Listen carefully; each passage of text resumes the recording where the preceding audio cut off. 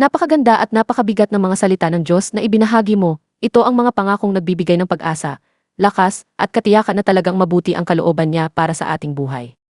Ang lahat ng ito ay katotohanan na hindi magbabago dahil ang Diyos ay tapat at hindi kailanman napapako ang kanyang salita.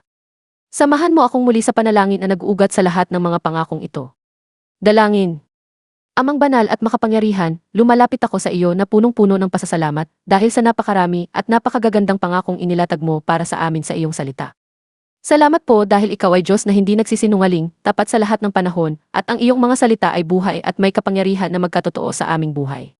Panginoon, sa pangalan ni Jesus, tinatanggap ko ng buong puso ang bawat pangakong binanggit dito.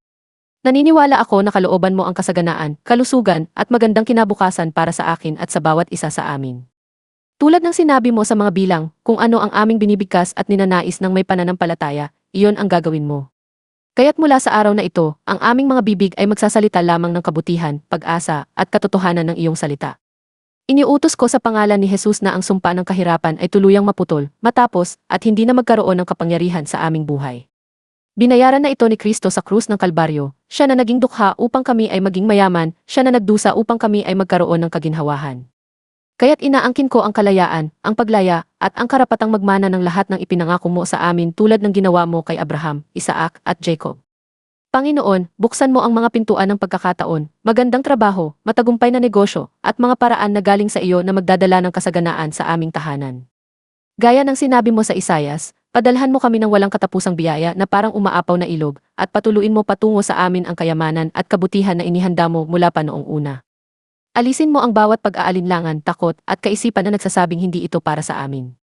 Ipaalala mo sa aming puso na dahil nalulugod ka sa amin dahil kami ay na kay Kristo, ibibigay mo ang lahat ng magagandang bagay na hinihiling ng aming mga puso at ayon sa iyong kalooban.